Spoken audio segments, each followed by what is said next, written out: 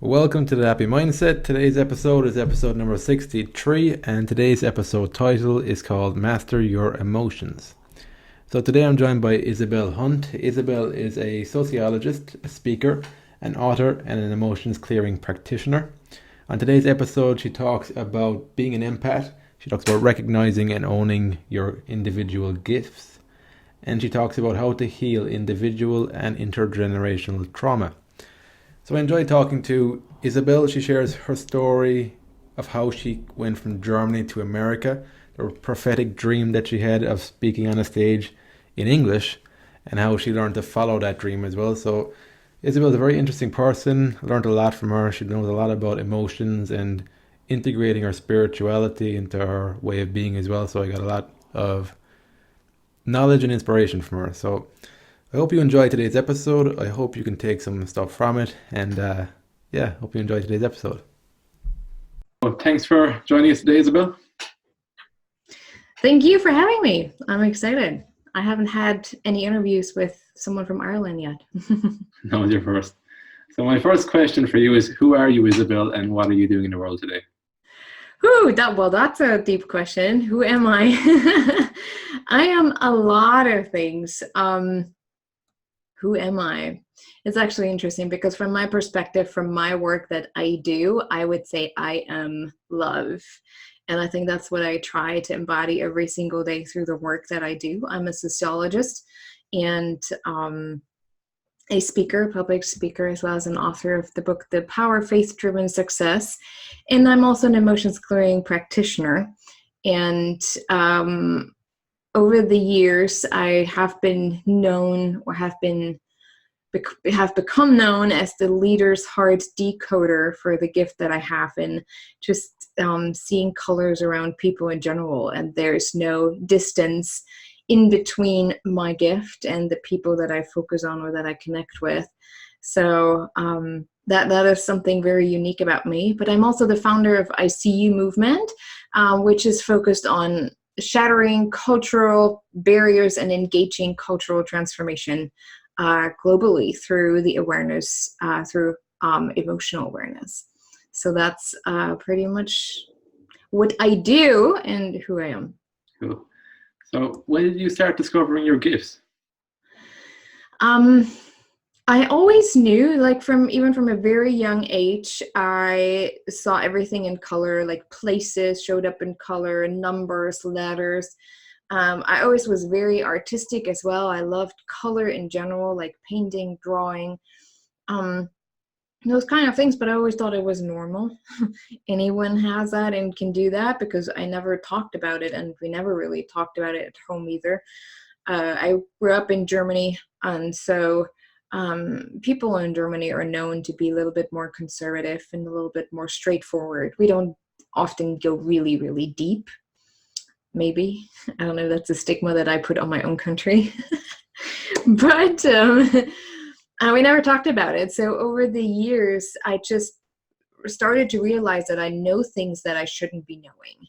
I always said to my mom, sometimes life feels like I can see the world in a snow globe. Like I have a snow globe in front of me and I see how things are moving and what people are doing. I just don't know why. They, again, didn't pay much attention to it. But then at the age of 12, I had this prophetic dream where I saw myself speaking on stage in front of thousands of people. But I heard myself speaking in English, and I always wondered why, because literally we did have English in school, but I really hated it because I wasn't good at it at all. And then at some point when I was 18, I just had this really bad urge to just go and just see what it is. So I came to the US at the age of 18, 19, to work as an au pair, to work as a nanny here, just to see what it is about, because it was always this big hero thing growing up in East Germany, especially when the Americans came and saved the West, but not the East. I'm still not happy about that, but I'm just kidding. But they were always like that hero picture. And when I came here for the first time, I just new. Like this feels home. I jokingly always said to my parents, "Are you sure you didn't adopt me? Like this really feels like home." But it was more though that confirmation that this is where you need to be to do the work that you're called to. And over the years, there was a lot of turmoil going on inside of me, because then I had to go back to Germany and I didn't want to, but then I knew I needed to get a degree as well. But that's when I ended up getting my degree in sociology as a sociologist. And then after that, things just kind of um, started to unravel in ways that I was able to come back here and really understanding the gift that I have and how to use it and how to interpret that and using it for greater good. I learned that when I went through a specific ontological coaching training, where they really went deep, and where for the first time in my spiritual life, I actually integrated spirituality into my life to understand that spirituality is not religion with what I grew up with. Suddenly the world just opened up for me, and I'm like, wow, I have this gift that truly makes a difference, not just for me, but for others, but that also carries a lot of responsibility with it. So over the last 10 years, I really developed that and started to understand more of what it means to be an empath, someone who is so highly sensitive and just has the reason why some of us have this high level of sensitivity is because we are here to almost like demonstrate, to guide people, like this is possible when we have this really true deep connection with each other, when we can be with each other on that feeling level. That's when we can have the biggest impact. And that's why we see more and more people coming into the world, especially younger people who are that sensitive. They're here to show to us, hey, if you understand just this one thing, that you are love and that we all are connected with the divine force, whatever people want to call that, then we all can come back together and understand us from a perspective of collective, and not just as an individual that has to survive to be considered as successful. Mm. So did you always see your sensitivity as like your superpower, your gift, or was it something that wasn't always easy for you? I think internally I did. However, when I started to research it, all I was able to find online was the negative things about it. You're so overwhelmed often, you take on other people's stuff, and you probably want to withdraw from the world, and people who are highly sensitive get sick often because we don't know what to do with everything that we perceive. And it was always the dark side of being empathic. And eventually I was like, man, that's quite a burden. So why do we have those gifts? What are we supposed to do with it? Like, there must be a reason behind that. And that's when I tapped more so into the spiritual side of my work, where I literally sat there meditating for hours, saying, okay, if I have this for a reason. I know that, I remember that prophetic dream from, that was then 20 years ago, but I remember, so for some reason I'm supposed to use it somehow. And then just through pictures, I was slowly shown that not everything that we see online that pretty much primes us in the way we create the narrative in this world and the way we experience the world, that this is not actually true, that this is such a powerful gift that also comes with quite some responsibility. But if I do the work for myself and really dig really, really deep within myself and understand that the things that are in the way for me to use that in service for greater good, being a servant leader, I have to learn some of the lessons, heal some of the trauma that has come also generationally, but also individually, that I have put on myself, that needs healing before I can move my soul forward on my own personal journey. So when did you realize that there was emotional trauma there that you had to release to help you to move forward? When I learned more about what my gift means, I was always wondering why I see colors and how I'm supposed to use it. There were so many times where I thought, okay, I studied the psychology of color. All right. But that didn't really resonate. Every time I was talking to people, like, I see this color and this is how I interpret it, people are like, nah, that doesn't make sense. I'm like, okay, God, how am I supposed to use this stuff? I don't know. It doesn't make sense. But then slowly I started to understand that apparently the when I focused on people, the colors started to shift and to change. I'm like, why? And so I dug deeper, and for me, the way I am supposed to interpret it is the challenges that people go through. When I see a color, it's more so when your soul speaking to me, hey, this is what they need to focus on, or this is what I really want them to do moving forward at this point in time. It's not about future telling or anything. It really is in the moment, because all there is the current moment, and you decide what tomorrow is going to look like. But when I dug deeper, I also realized that we have connected specific emotions to color because they're on a similar frequency. And I mean, Goethe was already talking about the color wheel, where he expressed that certain colors make us feel a certain way. And somehow that just came popping up on my computer, and with stuff that I read, I'm like, okay, somehow there's a connection. So I realized that the colors changed according to the emotional state. Well, that meant now, not just from a sociological perspective, when we talk about social stigma, social constructs, now I have to dig deeper into the psychology of emotions. So the classical understanding of emotions, that it's already somehow defined within our body, and then just we respond to it, reflect, is actually not true. It really is we each individually interpret how we feel in different ways. Like anger may look a little different to you than what it does to me. The expression of sadness may look different than it does to me, to you than it does to me. So that's when I understood, okay, what I'm doing here is understanding the emotional side of what people go through. And if they understand more of what they experience on an emotional level, they can actually lead themselves through their challenges by really asking the right questions. I always say that emotions are the gatekeeper.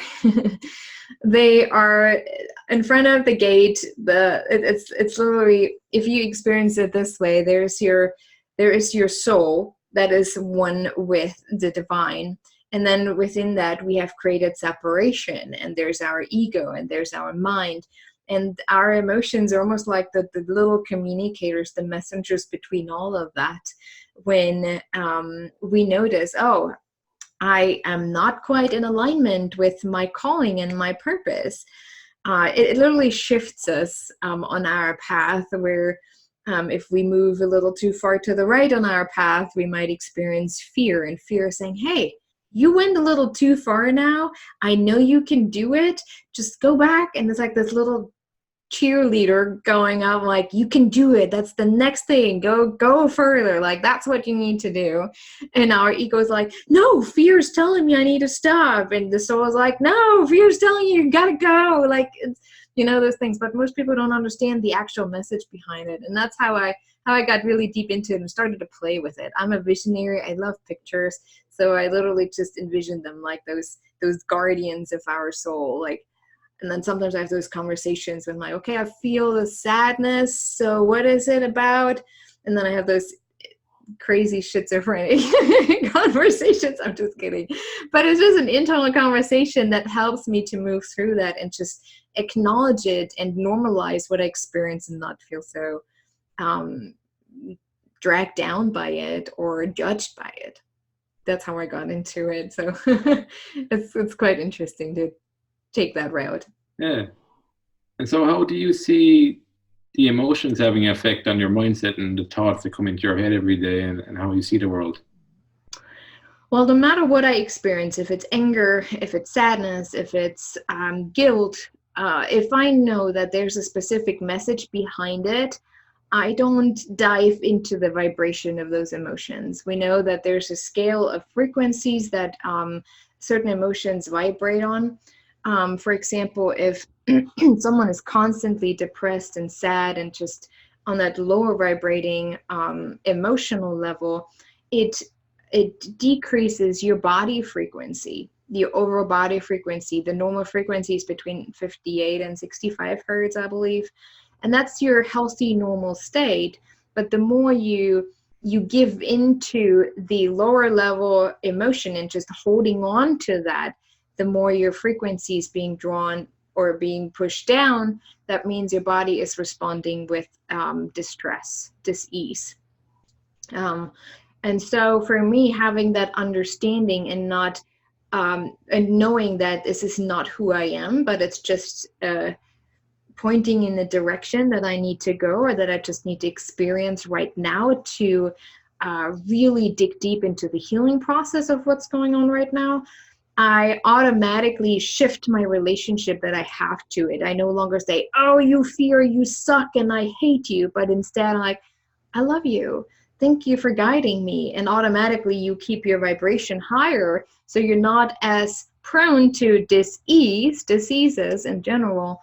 And it just shifts, you shift faster, and it changes your mindset in that way that everything you experience is a helpful tool. Everything that you go through is helpful in the way for you moving forward on your journey. And in that state of mind, when you understand and create more of a friendship with your emotions, instead of this I'm sad now and I'm grumpy and I'm happy, those kind of distinction, you are not, like, outside circumstances no longer define you in the way they may have before. Like, it's people, and that has been for thousands of years.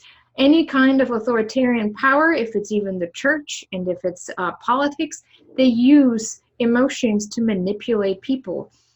Even in marketing, psychological manipulation for consumers. Buy my product. If you don't, you die. We do it in the medical world, pharmacies. That's what they do. That's how they sell their medications. If you don't take this vaccine and that vaccine and the other 100, then you are going to die. Like those kind of fear-mongering strategies that is being used all over. But if you have the awareness about your emotions, you're less likely to be manipulated. You're not buying into the mainstream pressure of having to buy into things, of having to have certain things to be considered a certain way. You tend to not compare your journey with other people when you are emotionally more mature, because then you trust yourself more. And when you trust yourself more, you don't look left and right what other people do. Because you know, this is my path. I am very much aware how I'm being guided, and that's it. So it really makes such a deep, profound difference when you dig deep on that level. And I have an online program. It's called The Empowered Warrior, and it's simple yet profound, because I really much let people define how they want to experience a certain frequency with reflecting on specific questions. Hey, if you experience anger right now, here are this and this and this questions to reflect on. What does it mean for you? Where you're at currently, and how you can move forward with that understanding and that knowledge. And on, like, through the bench, like, literally the feedback has been, I knew I can do this. I can work through it. It's not like super long, but I implement it every single day. It helps me how I interact with my children, how I reflect some emotional experiences for them back to them, how I respond to my coworkers. It helps me to not take things as personally when other people come at me, but rather like, oh, they're angry. This is probably something that they're going through. I don't have to take it personally. And that's where it really, really shifts mindset and how you experience the world, therefore how you create the narrative, how you create your reality. Sounds like the questions are quite important there. It's how, they frame how you perceive the emotions. Is that the case? Yes. Like I said, we all can say, oh, anger, this is how we look like when we're angry, or this is how we look like when we're sad.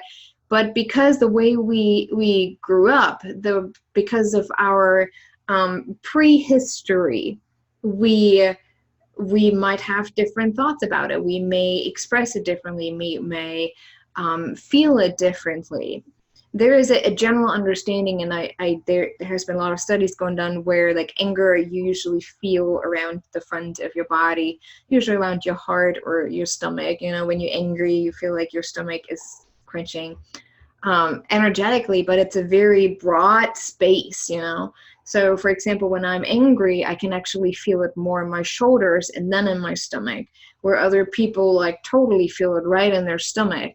And just to have that awareness that I do not have to actually name what I feel, but what are some questions that I can ask myself. So if I know that I feel sad right now or go through a process of grief, and that can show up even as an entrepreneur, if you have really worked hard on a project but it's not working out, that is a grief process to go through, because grief is about letting go. So if things don't work out and you feel like the sadness and you're just like, oh, why is this business not working, or what's going on, you can ask yourself that question where grief is coming at you and says, hey, what is it that you need to let go of? What is it that you need to be complete with? And if you're really honest with yourself and you have this high level of awareness, you can say, okay, I know I need to let go of this project. It was here to teach me something, but for now to have a bigger impact, I need to let it go. And usually when that happens, like just as an example, when that happens, it happened to me 7 years ago. I was mad because I put so many hours into that project and so much money, and then it didn't work out. But once I let it go, my business totally went in the direction that I wanted it to go. Obviously, not without more lessons in between, and still probably will continue. But it just shifted. And knowing that, instead of dwelling in that, the questions to ask myself instead of just saying, oh, grief, great, but really reflecting on it is what drives us through that, or what helps us through that as a guide, as a support. Yeah, I think it's being genuine about it is that's really important, because like, you could have all the great questions, but if you don't take them seriously, or if you're not being genuine, Yeah. I don't think anything shifts.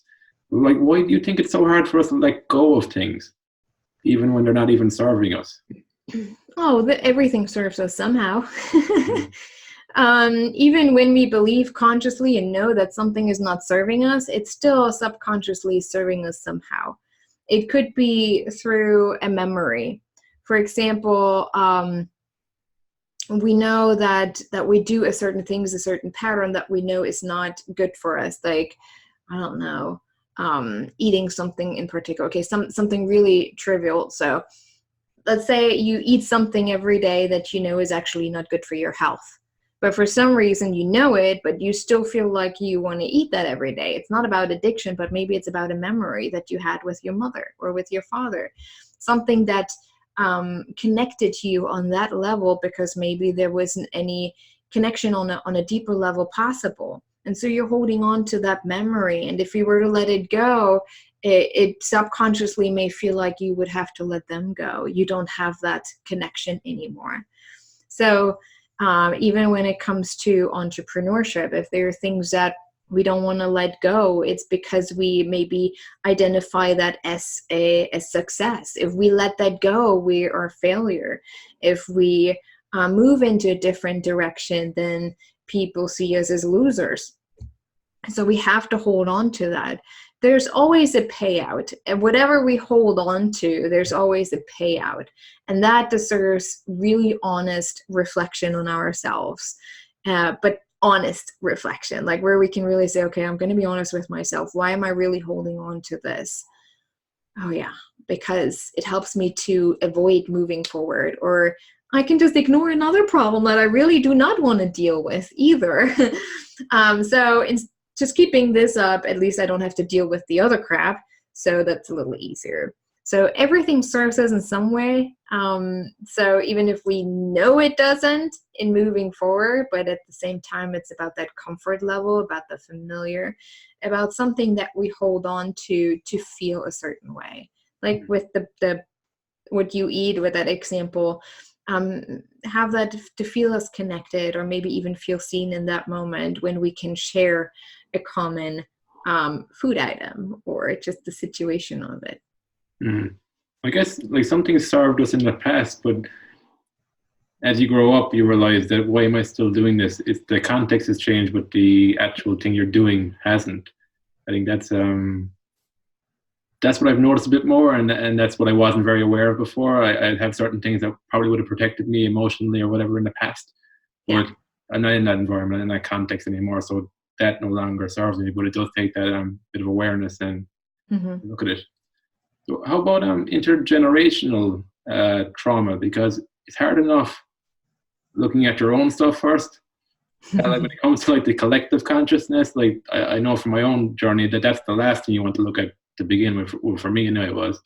But like, what's your understanding of intergenerational trauma and how we need to also process that? Yeah. I just wrote an article about it. What does it mean to be your true self? Because we talk about that a lot, being authentic, being your true self, right? But then people struggle, well, who am I? What does that mean for me? And we overcomplicate everything. So what that means for you is pretty much that your DNA is part of your mom's and your dad's DNA, right? Their DNA strings are part of their parents' DNA. So you pretty much, your DNA consists of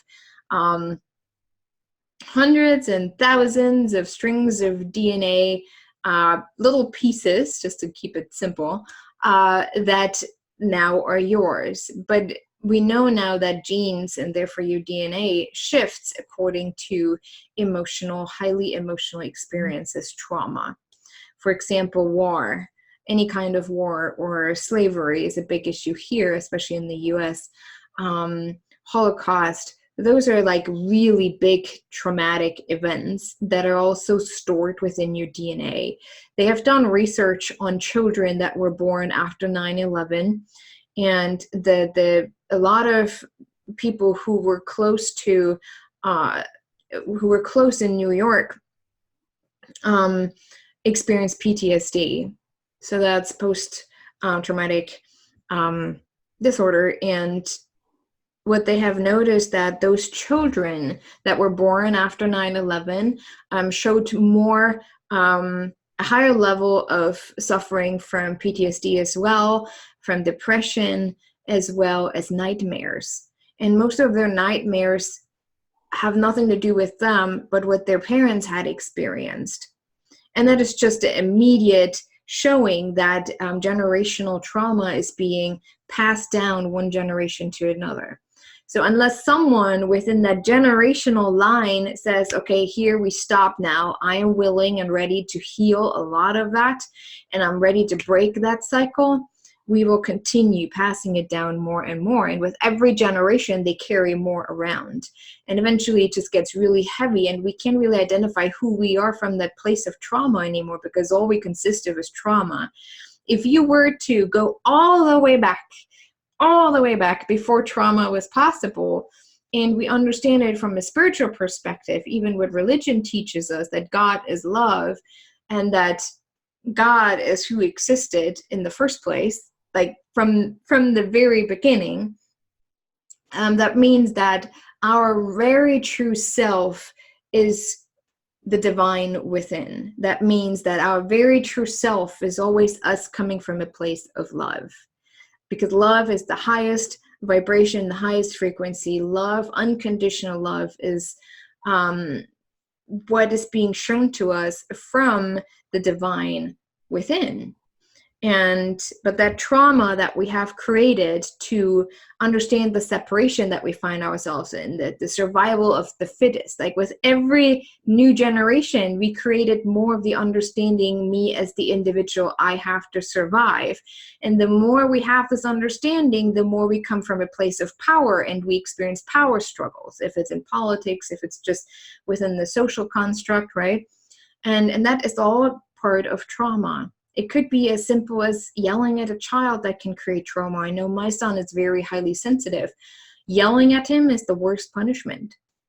we cannot yell at him because he just literally breaks down in front of us. That's just very traumatic for him, probably because of some past experiences that his soul had to go through. If we think about reincarnation, with past life, they have done a lot of research on that as well with other children and hypnosis.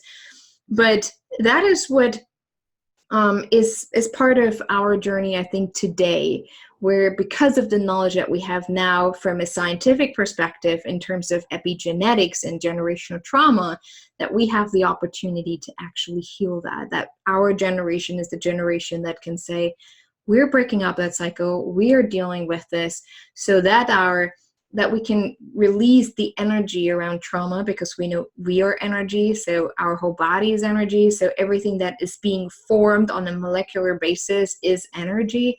So we can actually shift through healing our genes and therefore our DNA, so that past generations do not have to carry around all that trauma.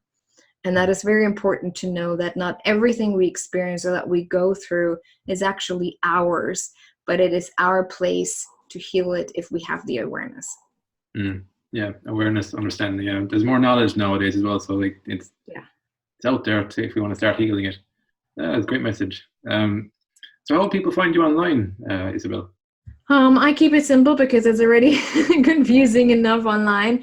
I have everything on my website, isabelhundt.com. It's ISABELHUNDT.com.